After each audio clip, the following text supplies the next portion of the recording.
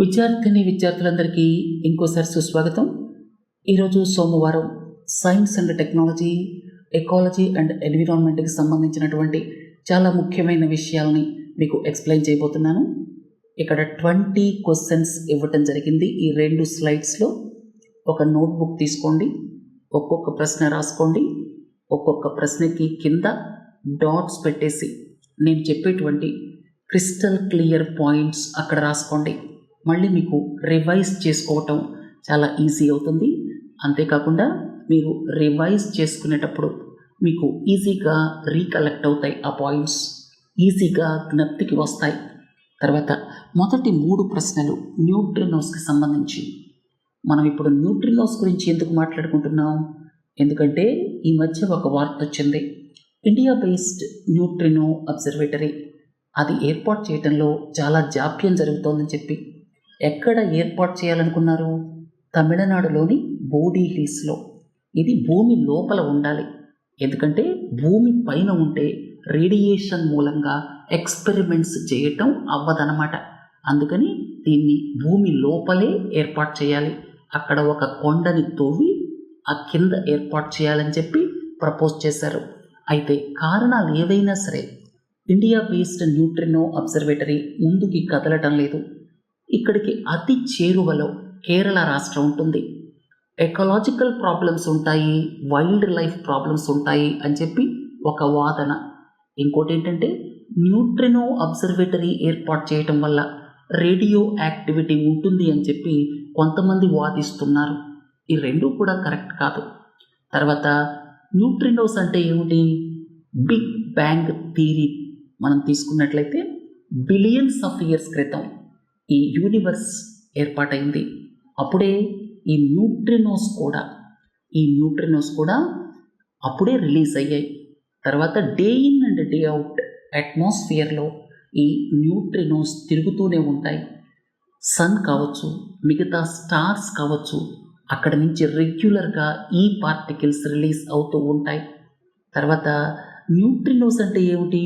ఇవి sub atomic particles, అంటే electrons లాగా, కానీ వీటికి ఛార్జ్ లేదు, నో ఛార్జ్ అన్నమాట. ఇవి తిరుగుతూనే ఉంటాయి, మన బాడీస్లో పెనెట్రేట్ అయిపోతూనే ఉంటాయి, భూమిలో పెనెట్రేట్ అవుతూ ఉంటాయి, ఎక్కడ పడితే అక్కడ తిరుగుతూ ఉంటాయి. అసలు ఈ న్యూట్రినోస్కి కోలార్ గోల్డ్ మైన్స్కి లింక్ ఏంటి? కోలార్ గోల్డ్ మైన్స్ 1960లో ఏం జరిగిందంటే, కోలార్ గోల్డ్ మైన్స్లో అవి లోపలే ఉంటాయి కదా భూమికి, అక్కడ ఒక రీసెర్చ్ స్టార్ట్ అయింది. సబ్సిక్వెంట్గా ఆ రీసెర్చ్ని బేస్ చేసుకొని, ఆ రీసెర్చ్ వెనకాల మన దేశం, బ్రిటిష్, అలాగే ఇంకొక దేశం సైంటిస్ట్, జపాన్ అనుకుంటాను, వీళ్ళందరూ కలిసి ఒక రీసెర్చ్ స్టార్ట్ చేశారు. తర్వాత కోలార్ గోల్డ్ మైన్ ఏదైతే ఉందో 1992లో ఈ అబ్జర్వేటరీ క్లోజ్ అయిపోయింది. ప్రస్తుతం అది అందుబాటులో లేదు. ఆ తర్వాత అంటే 1960లో ఏర్పాటైంది. 1980లో 90లో జపాన్లో ఈ యొక్క పార్టికల్స్కి సంబంధించిన రీసెర్చ్ జరగటం, తర్వాత న్యూట్రినోస్ని ఐడెంటిఫై చేసిన వాళ్ళకి నోబెల్ ప్రైజ్ వచ్చింది. ఆ తర్వాత ఈ మధ్య కాలంలో న్యూట్రినోస్కి కొద్దిగా మాస్ ఉంటుంది, అంటే బరువు అనమాట, స్మాల్ మాస్ అనమాట. ఆ పార్టికల్స్ కూడా చిన్న బరువు ఉంటుంది అని ఐడెంటిఫై చేసిన వాళ్ళకు కూడా ఈ నోబెల్ ప్రైజ్ రావడం జరిగిందనమాట. ఇవి న్యూట్రినోస్. అసలు న్యూట్రినో రీసెర్చ్ ఎందుకు? దీనికి 2-3 ప్రధాన కారణాలు ఉన్నాయి. ఒకటి ఏంటంటే న్యూట్రినోస్, ఈ సబ్ అటమిక్ పార్టికల్స్ మీద రీసెర్చ్ జరిగితే చాలా డీటెయిల్స్ మనకు తెలుస్తాయి. 3 విషయాలు చెప్తాను మీకు. ఇవి డెన్స్ బాడీస్లో పెనెట్రేట్ అవ్వగలవు, అంటే మన బాడీలో దూసుకెళ్ళిపోయే స్వభావం ఉంది ఈ పార్టికల్స్కి. అందుకని మన బాడీస్లో ఏం జరుగుతుంది, ఏవైనా సరే రాబోయే కాలంలో ఇబ్బందులు వస్తాయా, డిసీజెస్ వస్తాయా, ఇలాంటివి ఐడెంటిఫై చేయటం ఈజీ అయిపోతుంది. ఇక రెండోది ఏంటంటే భూమిలో కూడా పెనెట్రేట్ అవ్వగలవు అని చెప్పాను కదా, అందుకని ఆయిల్ అండ్ గ్యాస్ డిపాజిట్స్ని ఐడెంటిఫై చేయటం, మినరల్ డిపాజిట్స్ని ఐడెంటిఫై చేయటం ఈజీ అవుతుంది. ఇక మూడోది ఏంటంటే ఎర్త్ క్వేక్స్, భూమిలో జరుగుతున్నటువంటి డిస్టర్బెన్సెస్ ఏవైతే ఉన్నాయో వాటిని ఐడెంటిఫై చేయటం తేలికైపోతుందన్నమాట. ఇట్లా రకరకాలుగా అంటే ఎర్త్ క్వేక్స్ని ముందే కనుక్కోవచ్చు. సో ఇలాంటి పొటెన్షియల్ ఉన్నటువంటి పార్టికల్స్ కాబట్టి ఇండియా బేస్డ్ న్యూట్రినో అబ్జర్వేటరీ ఏదైతే తమిళనాడులో రావాలో దాన్ని ఎక్స్పర్టైట్ చేయండి అని చెప్పి సైంటిఫిక్ కమ్యూనిటీ చెప్తోందనమాట. సో న్యూట్రినోస్ అంటే ఏమిటి? Subatomic particles. They have no charge. ఎక్కడ పడితే అక్కడ ఉన్నాయి, మన బాడీస్లో పెనెట్రేట్ అయి వెళ్ళిపోతుంటాయి. అవి బిగ్ బ్యాంగ్ అప్పుడే ఫామ్ అయ్యాయి. ఇప్పుడు కూడా నిరంతరం సూపర్నోవా, సన్, అలాగే ఇతర స్టార్స్ ఫామ్ అవుతూ ఉంటాయి, మన మధ్య తిరుగుతూ ఉంటాయి, మన బాడీస్లో పెనట్రేట్ అవుతూ ఉంటాయి. దీని ద్వారా ముఖ్యంగా 3 విషయాల్ని కనుక్కోవచ్చు రీసెర్చ్ ముందుకు సాగితే. హ్యూమన్ డిసీజెస్, బాడీలో ఏం జరుగుతుందో తెలుసుకోవచ్చు. మినరల్ డిపాజిట్స్, గ్యాస్ డిపాజిట్స్ కనుక్కోవచ్చు. ఇక 3వది ఎర్త్ క్వేక్, అవి ముందే ఐడెంటిఫై చేయొచ్చు. సరే, న్యూట్రినోస్కి సంబంధించినటువంటి ఈ డిస్కషన్ని ఇంతటితో ఆపుదాం.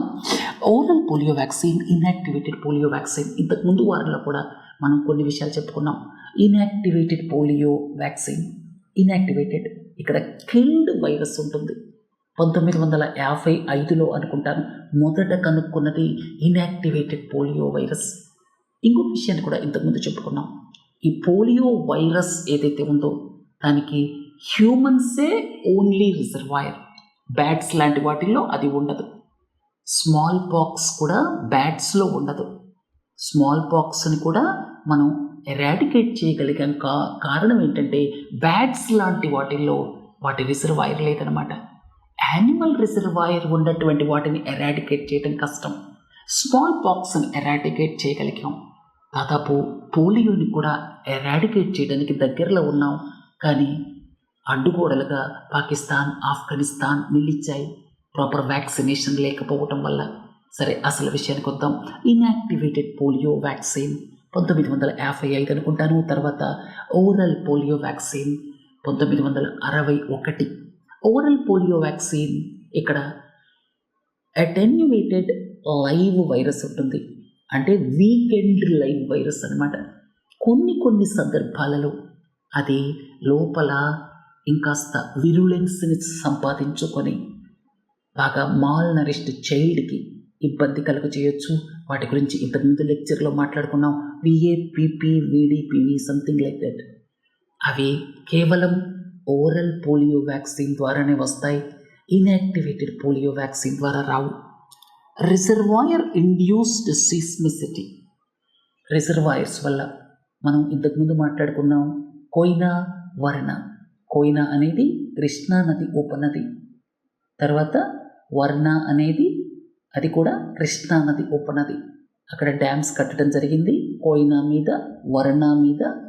తర్వాత వాటర్ని ఇంపౌండ్ చేశారు, వాటర్ని రిజర్వాయర్స్లో ఫిల్ చేశారు.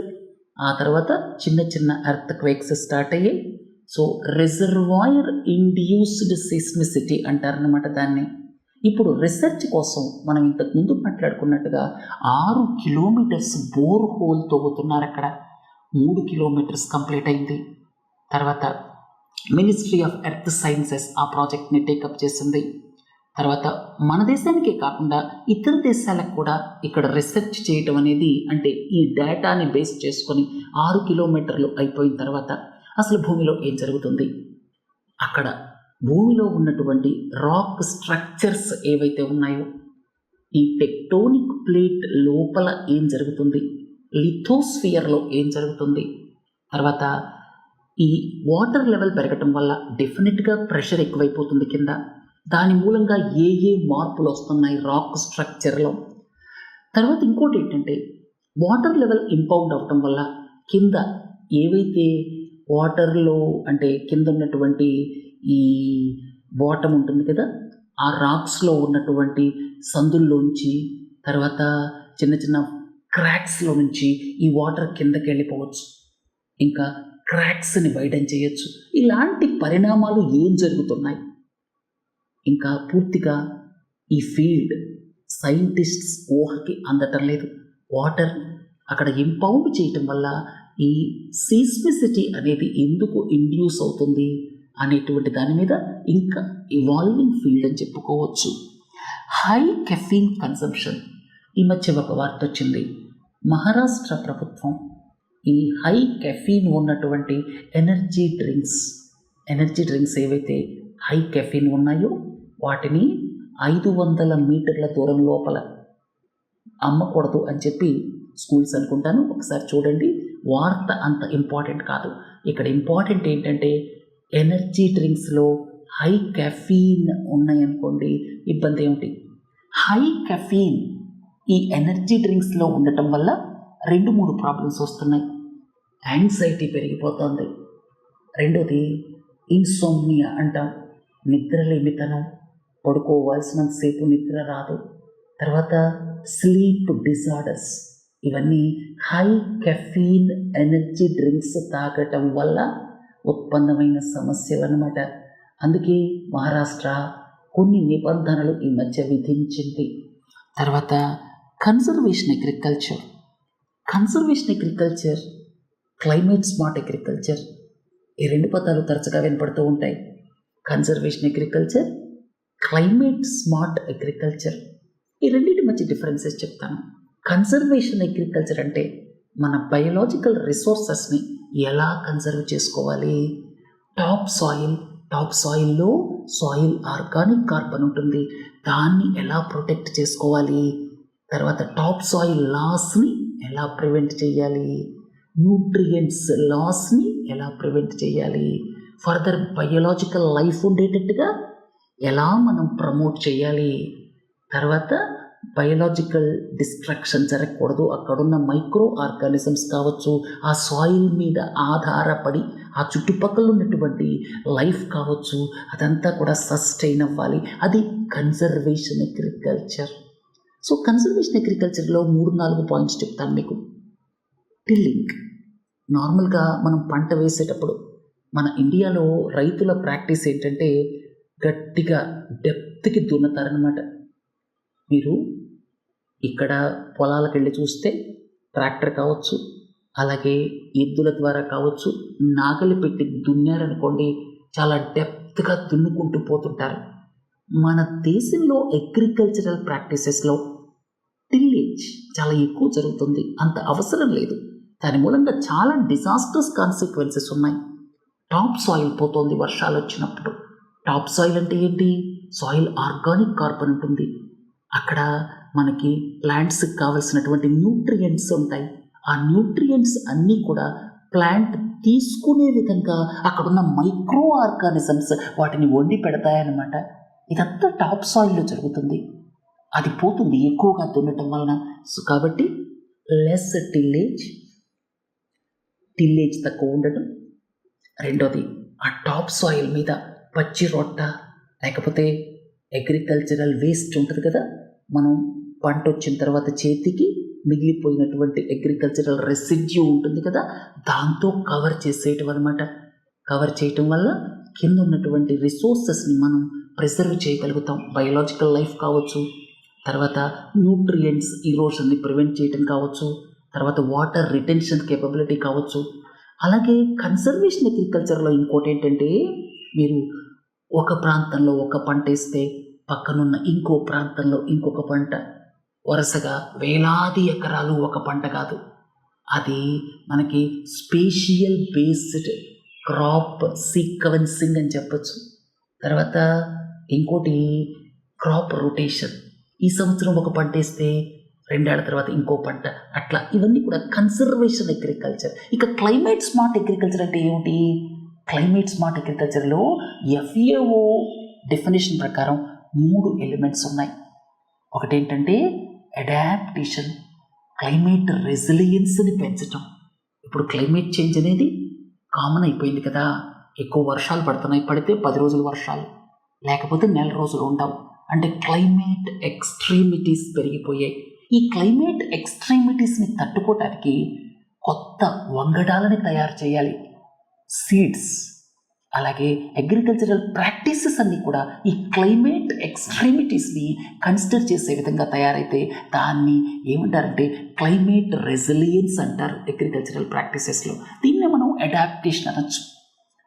ఇక రెండోది ఏంటంటే మిటిగేషన్. ప్రస్తుతం అగ్రికల్చర్ ద్వారా గ్రీన్ హౌసెస్ గ్యాసెస్ చాలా రిలీజ్ అవుతున్నాయి. క్యాటిల్ రేరింగ్, మిథేన్ రిలీజ్ అవుతుంది.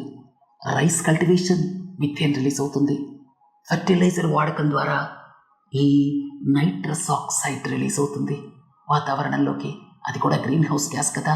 సో ఇలాంటి గ్రీన్ హౌస్ గ్యాసెస్ని తగ్గించాలి. దాన్ని మిటిగేషన్ అంటాం. మొదటిది చెప్పాను కదా, క్లైమేట్ రెసిలియన్స్ పెంచడం, దాన్ని అడాప్టేషన్ అంటారు. రెండోది మిటిగేషన్ అంటే గ్రీన్ హౌస్ గ్యాసెస్ని తగ్గించటం.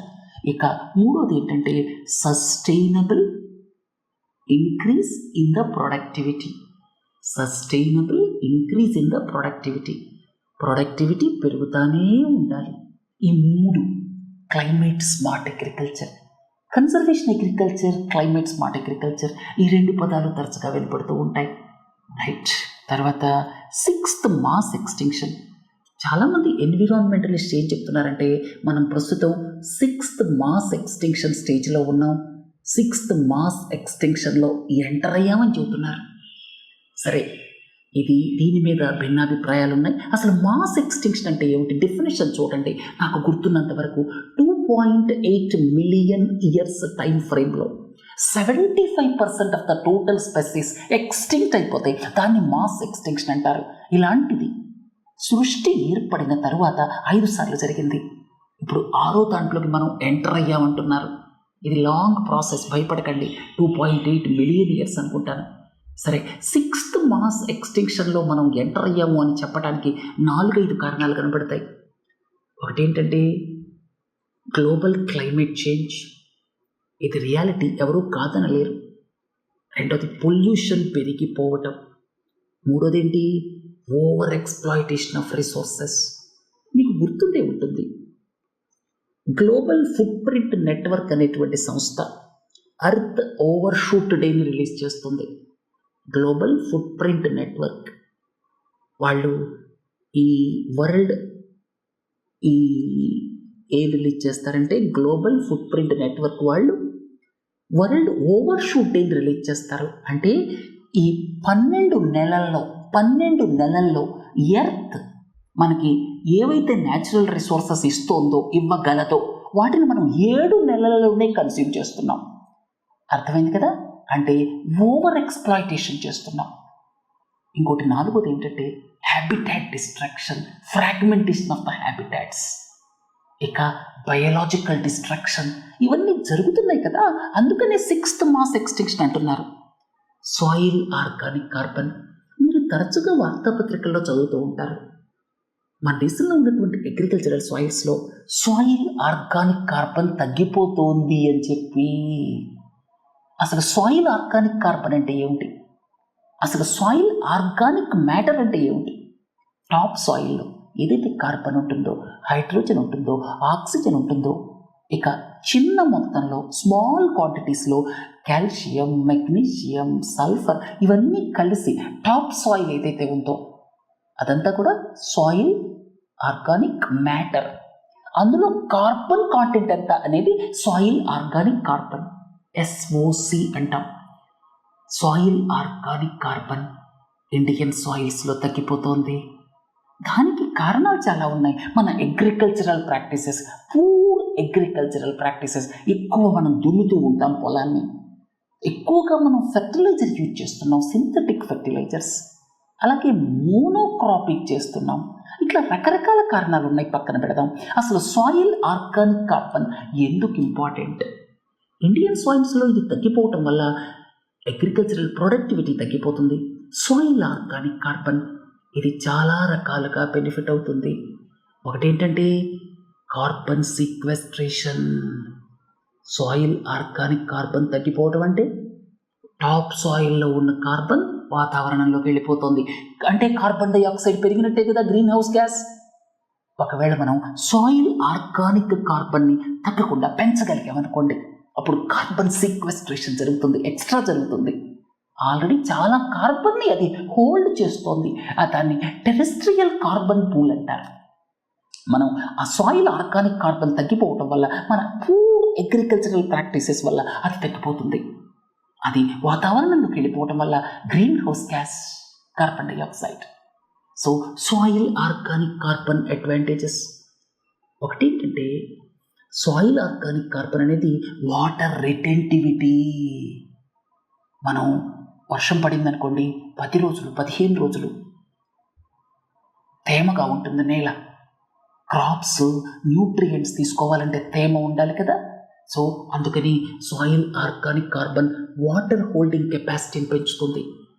రెండోది ఏంటంటే న్యూట్రియంట్స్ ఏవైతే ఉన్నాయో వాటిని హోల్డ్ చేస్తుంది. ఆ న్యూట్రియంట్స్ని ప్లాంట్స్ తీసుకుంటాయి అన్నమాట. సో ఇది చాలా ముఖ్యమైనది. మూడోది కార్బన్ సీక్వెస్ట్రేషన్ జరుగుతుంది. సో ఇట్లా 3-4 అడ్వాంటేజెస్ ఉన్నాయి సాయిల్ ఆర్గానిక్ కార్బన్కి సంబంధించి.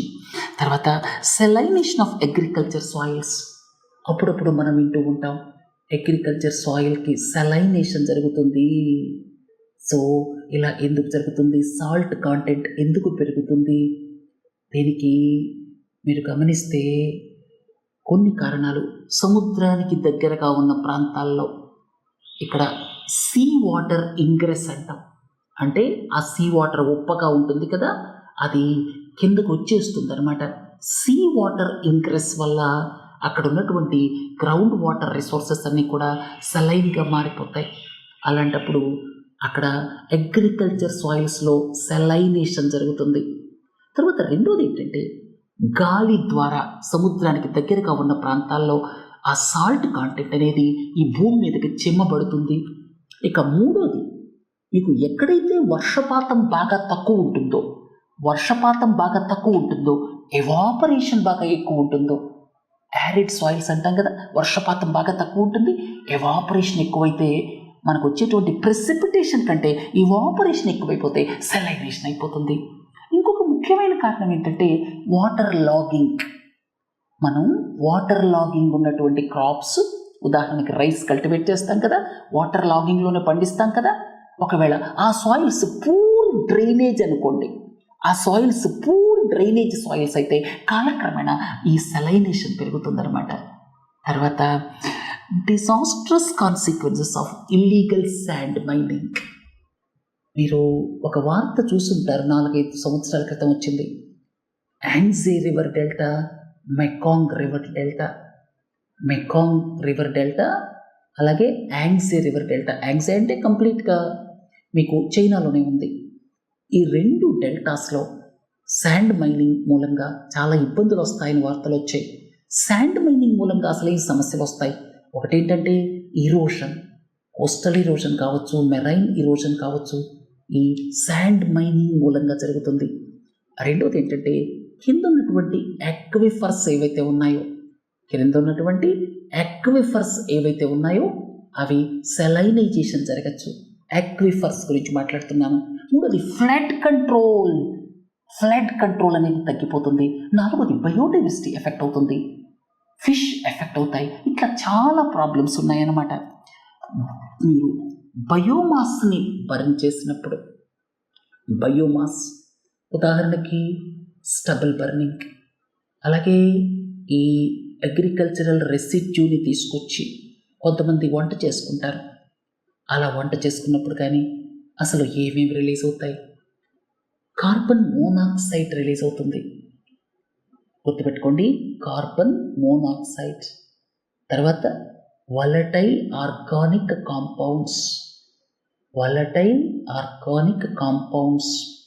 తర్వాత suspended particulate matter, SPM suspended particulate matter.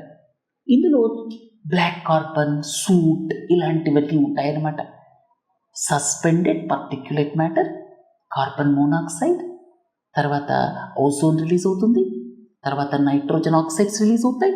ఇవన్నీ కూడా ముఖ్యంగా ఇక్కడ ప్రాబ్లం ఏంటంటే బ్లాక్ కార్బన్, సూట్ ఇలాంటివి పోయి డిపాజిట్ అయిపోతాయి అన్నమాట. సో బ్లాక్ కార్బన్ అలాగే కార్బన్ మోనాక్సైడ్ ఇవన్నీ కూడా ఈ బయోమాస్ని బర్న్ చేయటం వల్ల రిలీజ్ అవుతాయి. సోషల్ కాస్ట్ ఆఫ్ కార్బన్ అంటే ఈ సంవత్సరం ఎక్స్ట్రా 1 టన్ ఆఫ్ కార్బన్ డైఆక్సైడ్ని రిలీజ్ చేసామనుకోండి, ఈ సంవత్సరం ఎక్స్ట్రా 1 టన్ ఆఫ్ కార్బన్ డైఆక్సైడ్ని రిలీజ్ చేసామనుకోండి, ఈ ఎక్స్ట్రా 1 టన్ ఆఫ్ కార్బన్ డైఆక్సైడ్ని రిలీజ్ చేసినప్పుడు దాని లాంగ్ టర్మ్ ఇంపాక్ట్ ఎంత? కార్బన్ డైఆక్సైడ్ రిలీజ్ అయితే లాంగ్ టర్మ్ ఇంపాక్ట్ ఏమిటి? ఇక్కడ లైవ్స్ షార్టన్ అవ్వచ్చు, హెల్త్ ఇబ్బంది అవ్వచ్చు, క్లైమేట్ చేంజ్ మూలంగా లైవ్లీహుడ్స్ ఎఫెక్ట్ అవ్వచ్చు, మొత్తం సోషల్ కాస్ట్ అనమాట. సోషల్ కాస్ట్ ఆఫ్ కార్బన్ అంటే 1 టన్ను ఇంక్రిమెంటల్ కార్బన్ రిలీజ్ వల్ల ఎలాంటి ఇంపాక్ట్ ఉంటుంది, లాంగ్ టర్మ్ ఇంపాక్ట్ ఎంత ఉంటుంది. తర్వాత major pollutants of coal ash. Coal ash, మన దేశంలో ఉన్న కోల్లో యాష్ కాంటెంట్ చాలా ఎక్కువ. ఇంతకుముందు చదువుకున్నాం, 35-40% యాష్ కాంటెంట్ ఉంది. తర్వాత యాష్ కాంటెంట్ ఎక్కువ ఉన్నప్పుడు వాషరీస్ ఏర్పాటు చేయాలి. కానీ మన దేశంలో వాషరీస్ ఏర్పాటు చేయడానికి ఇండస్ట్రీస్ ముందుకు రావటం లేదు. ఇక ఈ కోల్ యాష్ బయట అక్కడిక్కడ గాలికి అటు ఇటు చెదిరి పడిపోయింది అనుకోండి, అప్పుడు ఇందులో ఆర్సెనిక్ ఉంటుంది. Lead, LEAD, arsenic, lead, mercury ఇవన్నీ ఉంటాయి. అందుకని చాలా డేంజర్ అనమాట. తర్వాత ఈ 100% కోల్ యాష్ని కన్జ్యూమ్ చేయాలి అని చెప్పి ప్రభుత్వాలు 2017 కల్లా ఇది చేయాలని సర్కులర్ ఇచ్చినప్పటికీ కూడా ఇంప్లిమెంట్ అవ్వటం లేదు. Coal based thermal power plants ఏమేమి రిలీజ్ చేస్తాయి? మీ అందరికీ తెలిసిందే, sulphur dioxide, NOx emissions, suspended particulate matter, అర్థమైంది కదా. తర్వాత హైడ్రోకార్బన్స్ రిలీజ్ అవుతాయి.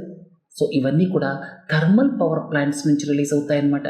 సాక్స్ ఎమిషన్స్, నాక్స్ ఎమిషన్స్ ఈ రెండు కూడా యాసిడ్ రెయిన్ని కలుగ చేస్తాయి. సాక్స్, నాక్స్ ఈ రెండు కూడా యాసిడ్ రెయిన్ని కలుగ చేస్తాయి. అర్థమైంది కదా. తర్వాత బయోచార్, ఫార్మింగ్లో ఈ బయోచార్ ఎలా ఉత్పత్తి చేస్తారు? బయోచార్ని పైరోలసిస్ ప్రాసెస్ ద్వారా బయోచార్ని ఉత్పత్తి చేస్తారు. ఈ బయోచార్ యూజ్ చేయటం వల్ల ఫార్మింగ్ సెక్టర్లో చాలా అడ్వాంటేజెస్ ఉన్నాయి. ముఖ్యంగా నైట్రోజన్ ఫిక్సింగ్ ఇంప్రూవ్ అవుతుంది ఎక్కడైతే బయోచార్ వాడతారో. రెండోది ఏంటంటే వాటర్ రిటెన్షన్ కేపబిలిటీ పెరుగుతుంది. తర్వాత క్రాప్ ప్రొడక్టివిటీ పెరుగుతుంది అనమాట.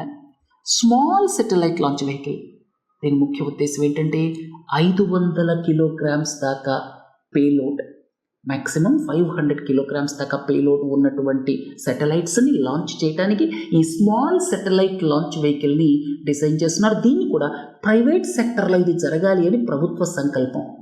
తర్వాత క్లైమేట్ స్మార్ట్ అగ్రికల్చర్, మీకు ఇంతకుముందే చెప్పాను. క్లైమేట్ స్మార్ట్ అగ్రికల్చర్లో 3 ఉంటాయి. ఒకటి అడాప్టేషన్, లేకపోతే దీన్ని ఇంకోటి చెప్పుకోవచ్చు రెసిలియన్స్, క్లైమేట్ చేంజ్కి రెసిలియన్స్ పెంచడం. రెండోది మిటిగేషన్, గ్రీన్ హౌస్ గ్యాసెస్ని ఎలా తగ్గించాలి. మూడోది సస్టైనబుల్ ఇంక్రీజ్డ్ ప్రొడక్టివిటీ, ఎందుకంటే అల్టిమేట్గా ఫుడ్ సెక్యూరిటీ ఉండాలి ప్రతి దేశానికి కూడా. తర్వాత కార్బన్ ఫెర్టిలైజేషన్, అంటే వాతావరణంలో మీరు ఉదాహరణకి ఫోటోసింథసిస్ చూడండి. ఫోటోసింథసిస్లో ప్లాంట్స్ ఏం తీసుకుంటాయి? కార్బన్ డైఆక్సైడ్ తీసుకొని ఆక్సిజన్ రిలీజ్ చేస్తాయి. మరి ఆ కార్బన్ డైఆక్సైడ్ వాతావరణంలో పెరిగిందనుకోండి, కార్బన్ డైఆక్సైడ్ వాతావరణంలో పెరిగితే ఫోటోసింథసిస్ ద్వారా కార్బన్ డైఆక్సైడ్ ఇంటేక్ కూడా పెరుగుతుంది. తర్వాత ఇంకోటి ఏంటంటే ఇక్కడ ప్లాంట్ గ్రోత్ కూడా పెరుగుతుంది. దాన్ని ఏమంటారంటే కార్బన్ ఫెర్టిలైజేషన్ అంటారు. సల్ఫర్ సైకిల్ గురించి తెలుసుకోబోయే ముందు, సల్ఫర్ ఎలా వాతావరణంలోకి రిలీజ్ అవుతుంది? 2 ఉదాహరణలు చెప్తాను. ఒకటి ఏంటంటే వల్కనిక్ ఎరప్షన్స్ ఇక్కడ రిలీజ్ అవుతుంది. తర్వాత వెదరింగ్ ఆఫ్ ద రాక్స్, ఇది ఇంకొక ఉదాహరణ. ఇలా రిలీజ్ అయ్యేటువంటి సల్ఫర్ ఏదైతే ఉందో, వెదరింగ్ ఆఫ్ ద రాక్స్ ద్వారా రిలీజ్ అయ్యేటువంటి సల్ఫర్ ఏదైతే ఉందో, అది వాతావరణంలో ఎయిర్తో కాంటాక్ట్ అయినప్పుడు సల్ఫేట్ పార్టికల్స్గా మారుతుంది. ఆ సల్ఫేట్ పార్టికల్స్ని ప్లాంట్స్ తీసుకుంటాయి. ఆ తర్వాత ఆ ప్లాంట్స్ని వేరియస్ యానిమల్ లైఫ్, లేకపోతే హ్యూమన్స్ కావచ్చు, తీసుకుంటాం. ఆ తర్వాత యానిమల్స్ చనిపోయినప్పుడు ఆ యొక్క సల్ఫర్ మళ్ళీ రిలీజ్ అవుతుంది. ఇది సల్ఫర్ సైకిల్ అన్నమాట. అర్థమైంది కదా. సో ఇవాళ చాలా ముఖ్యమైన విషయాలు చెప్పాను. మళ్ళీ రేపు పాలిటిక్స్ సంబంధించిన విషయాలతో కలుద్దాం. నమస్తే.